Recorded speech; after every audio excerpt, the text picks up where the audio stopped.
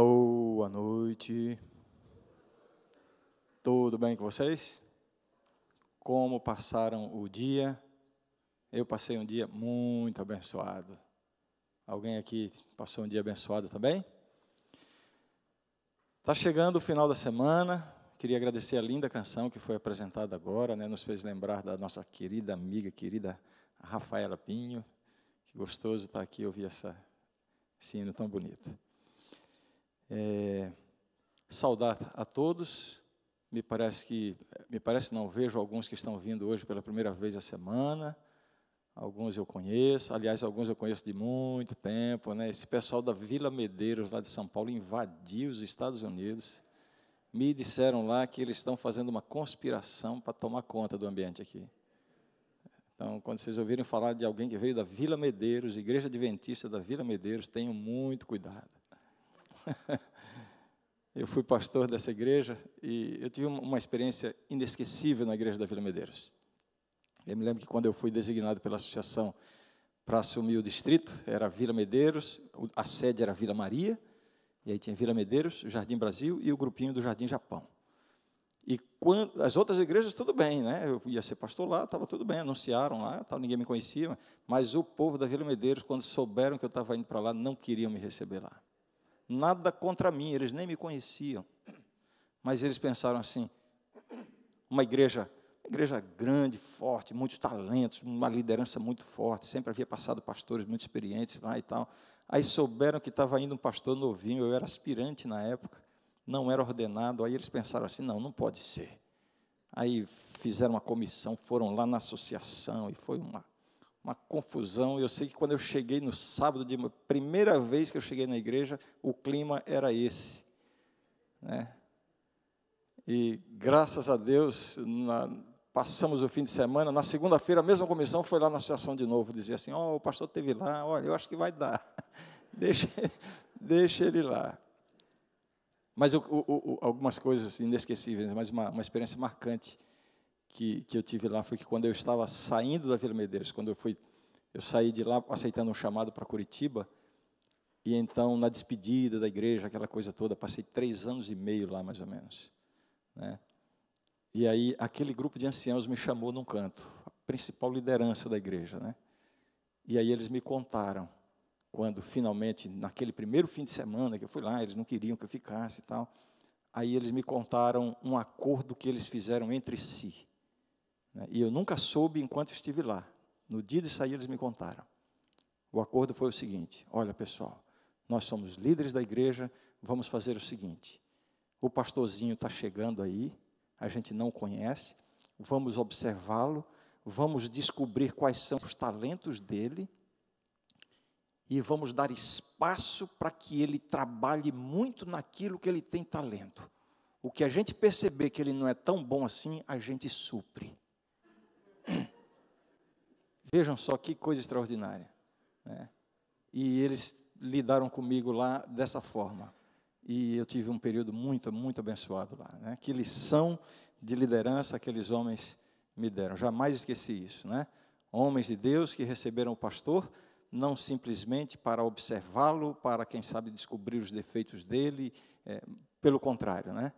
Homens que se uniram para suprir as deficiências do pastor e assim a igreja poder ser muito abençoada. E eu agradeço muito. Eu não sei porque eu estou contando isso aqui para vocês, né? Não interessa, mas é porque estou vendo o povo da Vila Medeiros ali, que alegria, né? Amanhã a gente vai ter a Santa Ceia, é quase que uma tradição, ou uma tradição na nossa igreja, no final de semana de oração, Santa Ceia. Lá no UNASP, devido às circunstâncias do internato e tal, a gente faz a Santa Ceia na sexta-noite. Mas, normalmente, em outras igrejas no Brasil mesmo, a Santa Ceia ocorre no sábado de manhã, que é quando temos a possibilidade de ter a maioria das pessoas ali. Então, você está convidadíssimo, né, a participar da cerimônia da Santa Ceia. A cerimônia da Santa Ceia é a cerimônia da comunhão, né, o lava-pés e a Santa Ceia funcionam como uma espécie de confirmação do batismo, né, é uma renovação da vida com Deus. E algumas pessoas até entendem errado o texto que diz, aquele que tomar indignamente e tal.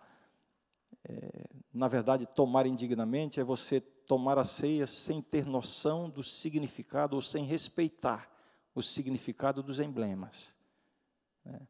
Se você tem alguma falha na sua vida, se você está com uma luta, uma batalha espiritual, não pense que é isso que o torna indigno de participar. Pelo contrário, é exatamente por isso que você tem que participar. Tomar indignamente é se você vai de forma fútil, sem nenhuma noção ou sem nenhuma reverência para com os emblemas, para com a cerimônia em si. Então, nós esperamos que todos aqueles que estão aqui possam, de fato, estar envolvidos amanhã na cerimônia da Santa Ceia, tá bom? Amanhã, depois, o pastor vai dar a orientação direitinho de como vai funcionar. Eu vou pedir licença de vocês para pregar um tema que não é o que está anunciado no boletim da igreja. Agora há pouco não, antes de sair para cá, eu decidi fazer uma reflexão numa outra linha. E para isso eu queria convidar você para abrir a Bíblia, Evangelho de São Lucas, capítulo 19. Normalmente eu prego sermões expositivos. O que é o sermão expositivo? É quando você pega o texto e procura extrair do texto as lições que aquele texto tem para a nossa vida. Basicamente seria isso. Hoje eu vou fazer um pouquinho diferente. Eu vou ler um texto que, na verdade, vai nos dar, digamos assim, o tema sobre o qual eu quero refletir com vocês nessa noite. São Lucas, capítulo 19. Antes de ler o texto, deixa eu perguntar, tem alguém aqui que está precisando de um milagre de Deus? Levante a mão. Todo mundo precisando, né? Interessante, a gente está sempre buscando, precisando e clamando por um milagre. Eu estou, nesse momento, clamando por um milagre de Deus. Aliás, dizer que é um milagre é pouco. Eu sempre estou pedindo mais de um milagre a Deus. E hoje eu quero... a gente vai conversar um pouquinho sobre milagre. Milagre. O que é milagre? Como é que Deus opera milagres na nossa vida? Que tipo de expectativa nós podemos desenvolver para receber esse ou aquele milagre? Quando você ora buscando milagre, qual é o tipo de expectativa que você pode realmente acalentar no sentido de receber o milagre? E eu vou ler aqui, para a gente começar a reflexão, São Lucas capítulo 19, apenas uma breve descrição de um comentário que é feito na descrição da entrada triunfal de Jesus em Jerusalém, um dos eventos mais extraordinários do ministério de Cristo. É provável que os dois eventos mais extraordinários do ministério público de Jesus tenham sido a ressurreição de Lázaro e a sua entrada triunfal em Jerusalém, pelo significado que esses eventos possuem dentro da proposta pela qual Jesus veio a este mundo.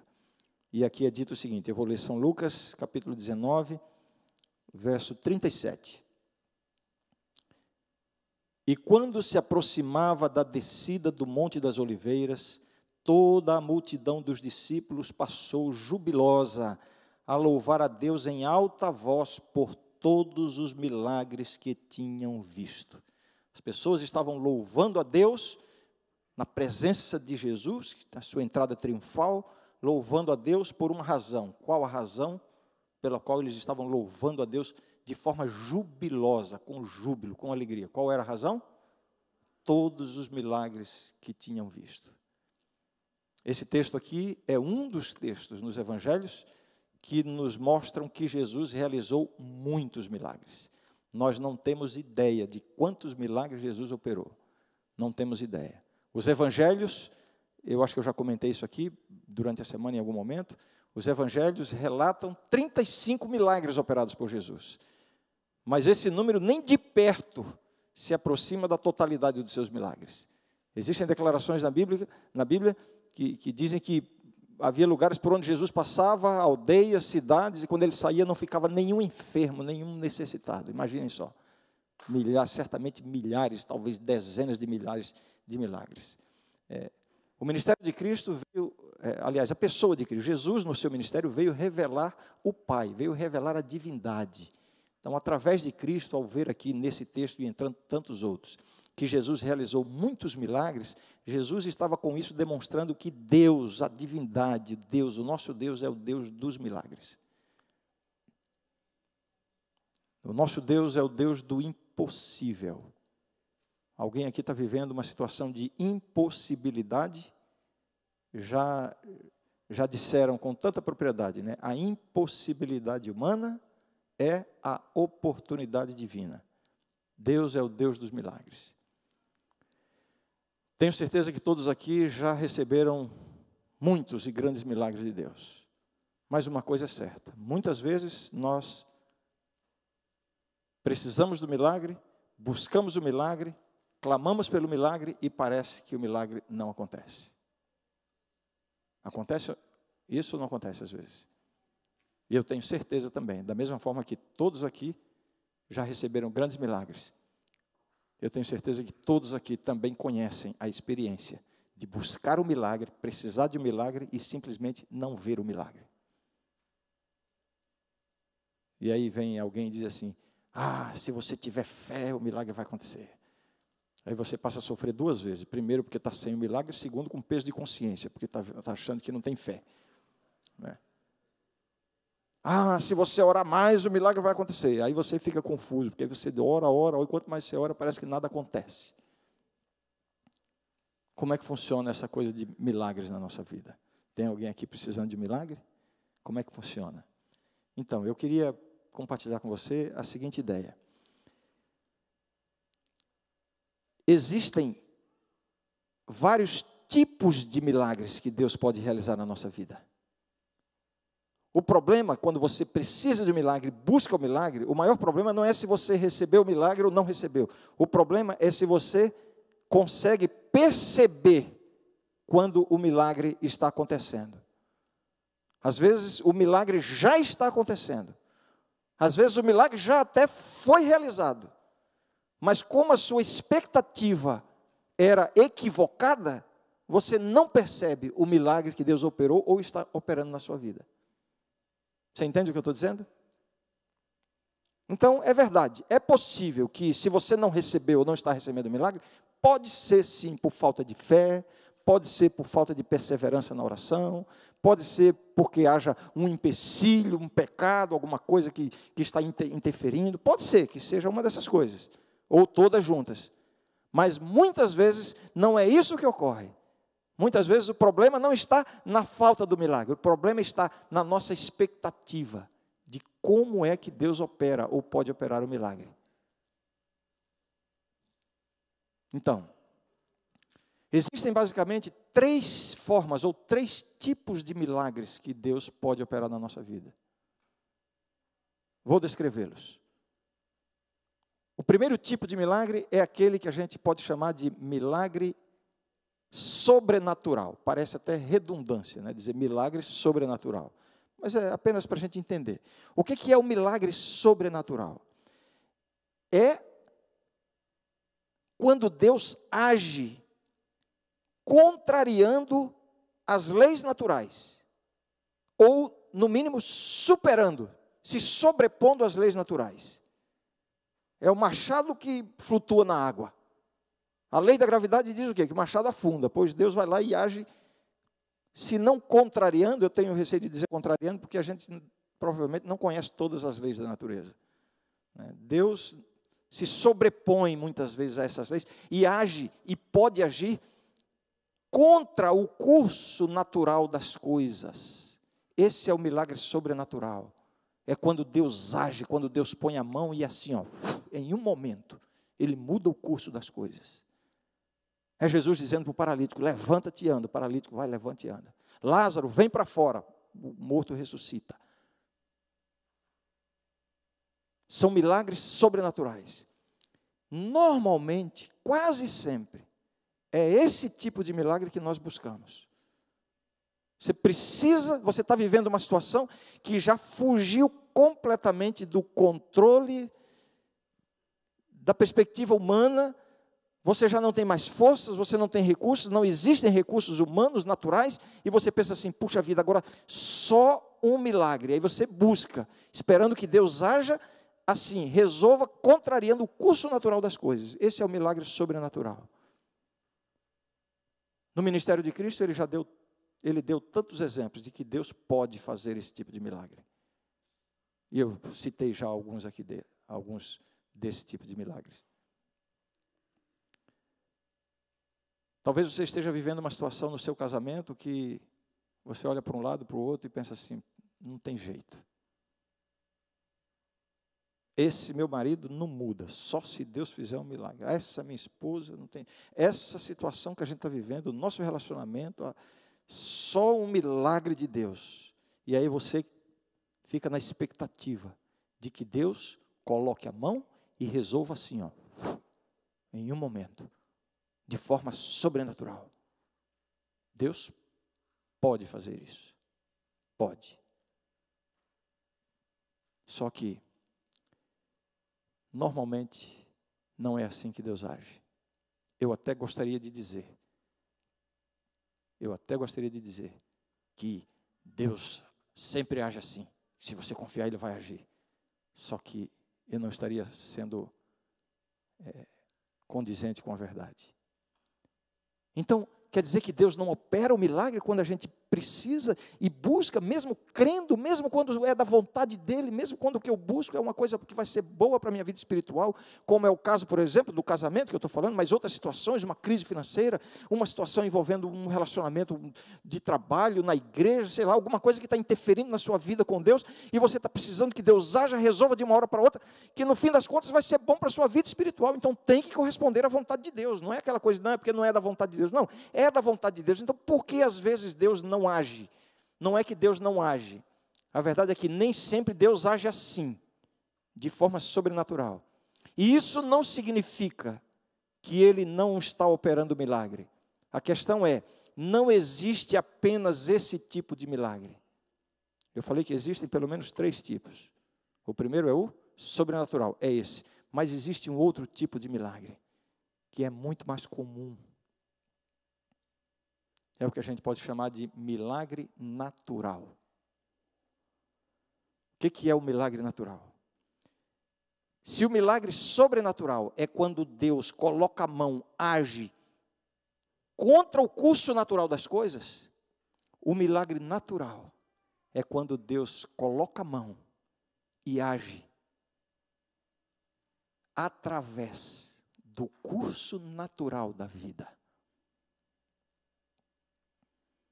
É quando Ele age com o seu poder, com a sua intervenção, não de maneira extraordinária, momentânea, talvez contrariando as leis da natureza. Não, é quando Ele age de maneira,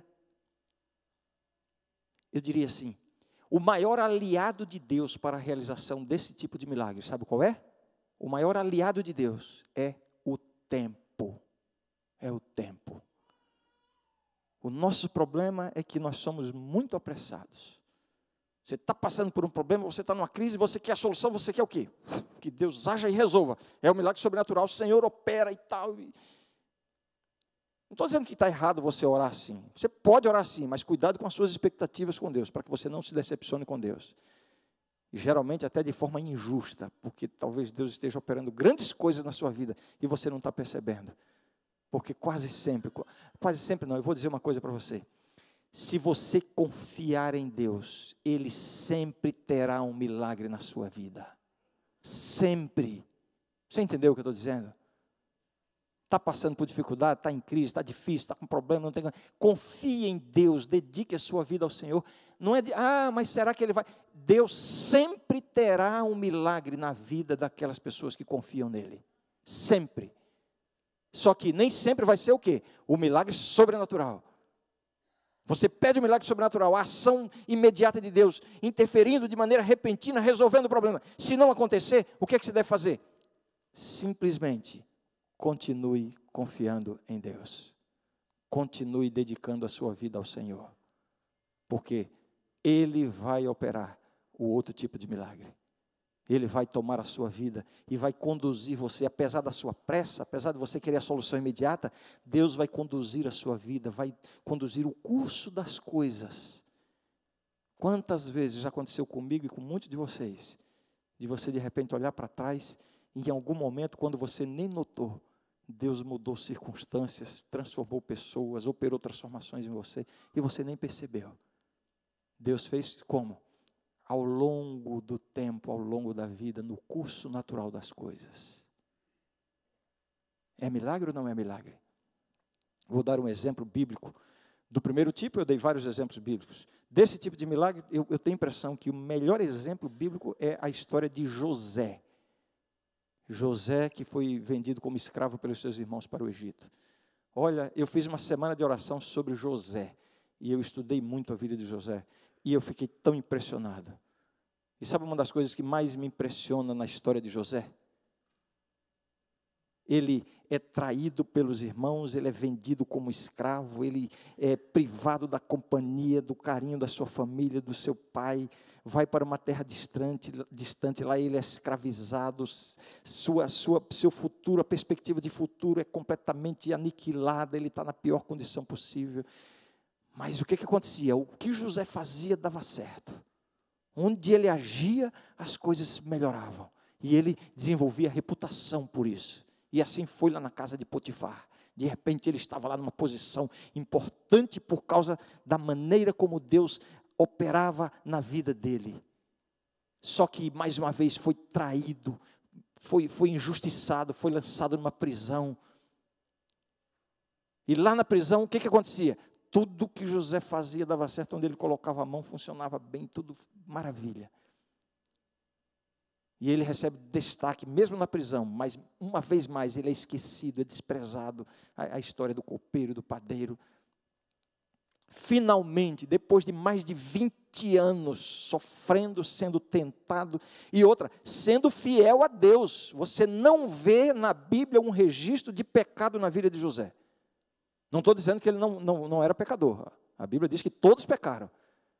Mas, se você procurar na vida de José e de Daniel, você não vai encontrar registro de pecado. Talvez uma imprudência na vida de José, quando ele era um adolescente e foi contar o sonho, que a estrela, a lua, o sol, tal. Talvez ele tenha sido imprudente, mas não é pecado, não foi um pecado.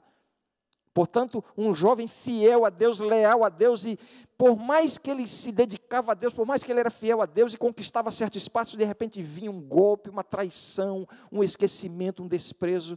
Só que no final das contas, como é que termina a história dele, desse período? Como é que termina? Ele é elevado ao maior posto no governo do Egito. Abaixo de Faraó, o homem mais importante. E através de José, Deus poupou o seu povo da morte, de morrer de fome. Eu pergunto para você, Deus operou um grande milagre na vida de José? Sim ou não? Agora, se você vai ler a história de José no Espírito de Profecia, sabe o que Ellen White diz? Deus não operou nenhum milagre direto na vida de José. Você vê Deus aparecendo para o avô dele, para o bisavô, para o pai, falando, mandando anjos e tal. Vá olhar a vida de José. Não tem uma manifestação, exceto o dom de interpretar sonhos. Mas não há nenhum milagre direto. Ellen White diz isso. Mas ela diz que Deus abençoava José. Então você não vai ver nenhum milagre pontual assim, uma intervenção de Deus em um momento específico. Mas quando você vê o todo da vida de José, a vida dele foi um grande milagre. Como é que Deus operou esse milagre? Foi um milagre sobrenatural no sentido de agir de um momento e transformar as coisas? Não. É o que a gente pode chamar de milagre natural. Deus foi conduzindo as coisas, conduzindo o curso da vida, agindo aqui, agindo ali, mexendo numa circunstância. E você precisa entender isso. Se você confia em Deus, se você dedica a sua vida a Deus, a sua vida será um milagre. A sua vida será um milagre. Deus sempre terá um milagre na vida de quem confia nele. Você está buscando um milagre sobrenatural? Não veio? Não desanime. Continue confiando em Deus. Ele vai fazer da sua vida um milagre. Você só precisa ter o quê? Paciência. Calma. Calma. Ah, mas não tem jeito, se Deus não operar um milagre, eu tenho data marcada, a conta para pagar, e não sei o quê, a decisão, e está aqui até esse mês, ou até... Calma, calma. Chega a data, chega a crise, chega tudo, e as coisas passam, e o mundo não se acaba, nem a sua vida. Calma, calma. Deus não perdeu o controle das coisas. Deus não perdeu o controle, você perdeu o controle da sua vida, muitas vezes. Estou falando você e para mim também. Mas Deus não perdeu. Confie, calma, calma. Mas alguém aqui pode estar pensando assim: ah, pastor Ranieri, mas está tão difícil, porque eu estou precisando de um milagre. Estou buscando um milagre sobrenatural para que Deus haja, que Deus intervenha, que Deus transforme, que não há tempo, e Ele não está fazendo nada. E sabe, pastor, o tempo está passando também, parece que nem através do tempo Ele está agindo.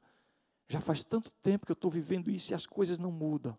Bom, em primeiro lugar, lembre da história de José. Foram mais de 20 anos até que as coisas mudassem. Mas Deus estava conduzindo tudo, né? Mas se você está vivendo assim, ah, eu não aguento mais esperar, não dá mais, não tem como suportar mais a situação, Deus tem que agir. Eu falei que Deus tem 3 tipos de milagres. Aí vem o terceiro tipo de milagre. Sabe qual é o terceiro tipo de milagre? É o milagre da força, o milagre da resistência. É quando você busca o milagre sobrenatural, ele não acontece, você confia em Deus e o tempo vai passando, parece que nada muda. O que fazer? Continue confiando em Deus. Se você confiar em Deus e dedicar sua vida a Ele, enquanto as coisas não mudam, você pode ter certeza de uma coisa: Deus vai lhe dar força para resistir. Deus não vai abandonar você sozinho no caos, na tragédia. Não vai fazer isso. Confie no Senhor e dedique a sua vida a Ele. Não desista de Deus. Continue com o Senhor.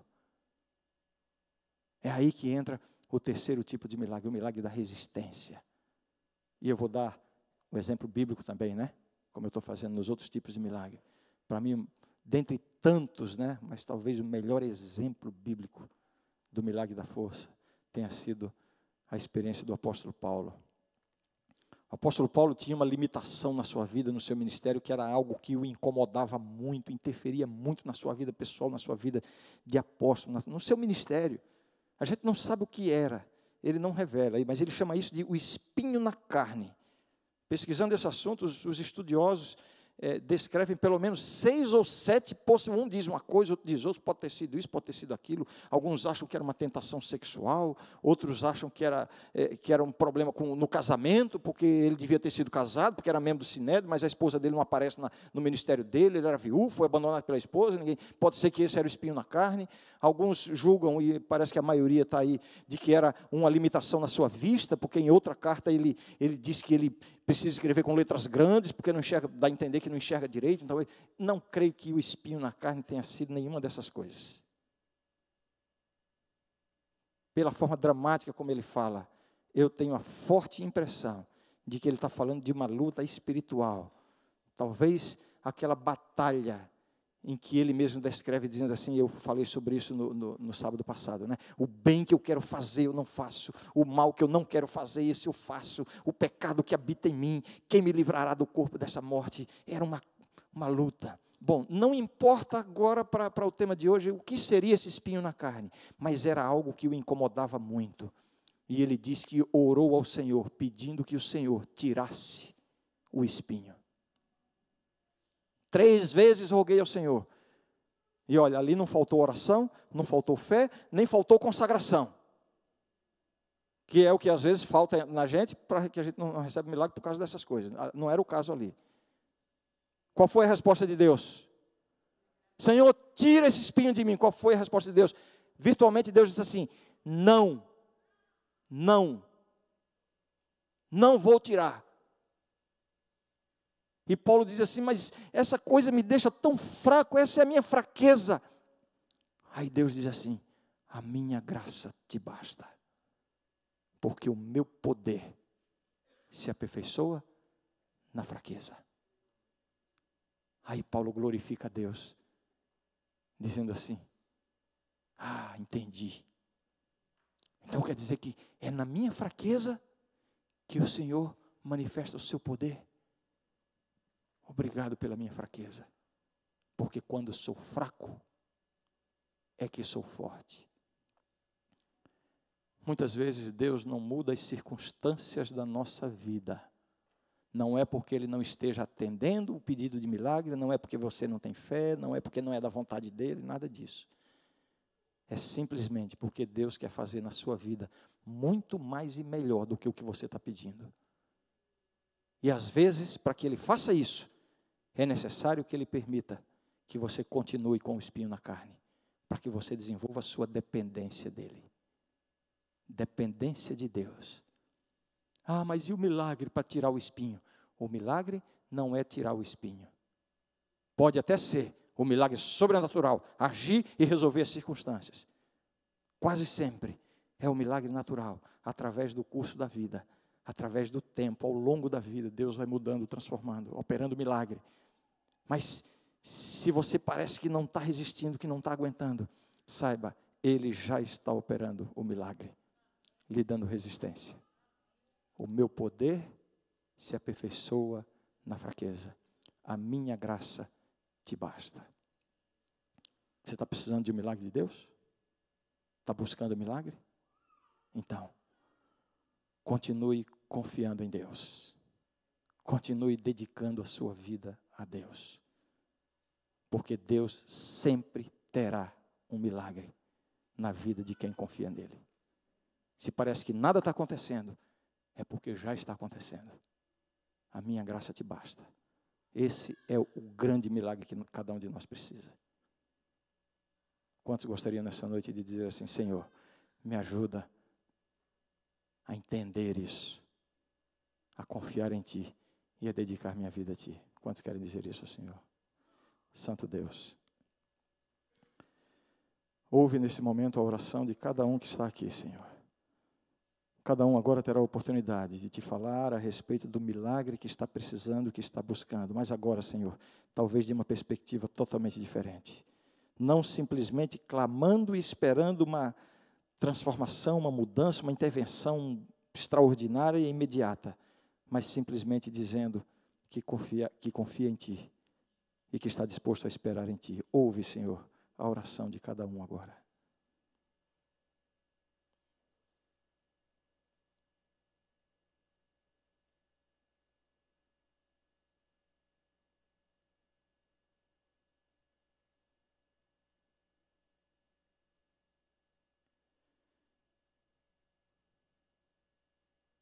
Obrigado, Pai,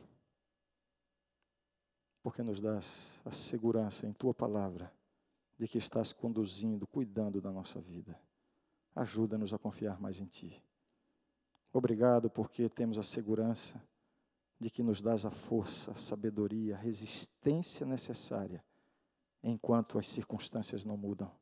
Tão somente ajuda-nos a confiar em Ti e a dedicar a nossa vida inteiramente a Ti. Em nome de Jesus. Amém, Senhor. Amém. A gente vai ter uma música ainda, né? Que gostoso.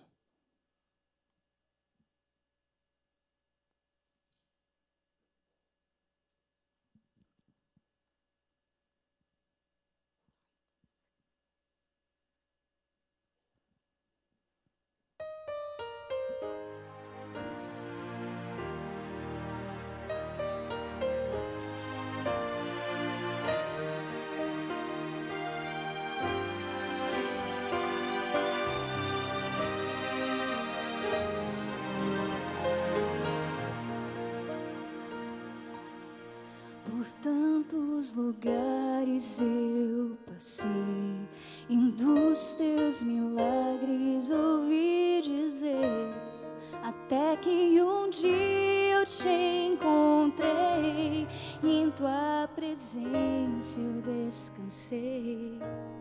Meus sonhos queria alcançar, me deste a força pra lutar. Enquanto as pessoas não acreditavam, chegaste o melhor, que é confie em mim.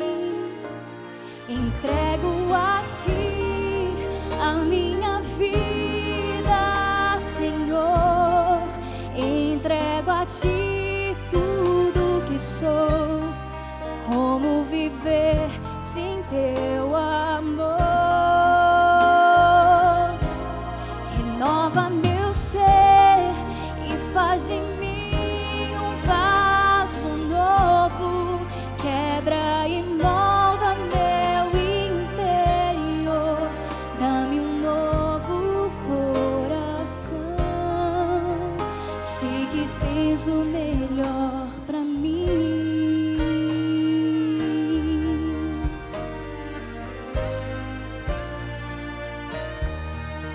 Eu te agradeço, meu Senhor, por tua bondade em meu favor. Ao entregar Jesus na cruz pra morrer em meu lugar, um mundo carente de amor, onde existem luta e dor. Eu quero ser a tua voz, levando paz aos corações. Entrego a ti a minha vida, Senhor. Entrego a ti tudo que sou. Como viver sem teu amor? Renova meu ser e faz de mim um vaso novo. Quebra e molda meu interior. Dá-me um novo coração. Sei que tens o melhor pra mim. Entrego a ti a minha vida, Senhor. Entrego a ti tudo que sou. Como viver sem teu amor? Renova meu ser e faz de mim um vaso novo. Quebra e molda meu interior. Dá-me um novo coração. Sei que tens o melhor pra mim. Sei que tens o melhor pra mim.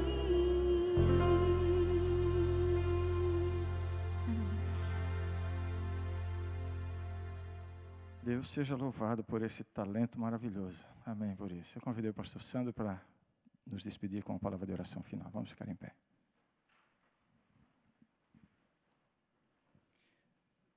Pai querido, que ao voltarmos para o nosso lar, a compreensão do milagre que o Senhor quer realizar em nossa vida tenha ficado bem claro em nossa mente, Senhor Deus. Que tenhamos força, dá-nos, Senhor Deus, ombros fortes para superar e para, Senhor Deus, também, o que for preciso, eliminar do nosso coração, de nossa mente, as dúvidas de que o Senhor sempre nos atende, ó Pai. Obrigado pelas mensagens, dá-nos um sábado feliz em família, traga-nos amanhã de volta com um sentimento de alegria, satisfação e adoração em Tua presença. Que ao chegarmos em casa também, que lá já tenha a presença dos Teus santos anjos, em nome de Jesus. Amém. Conversamos com os anciãos que vão tomar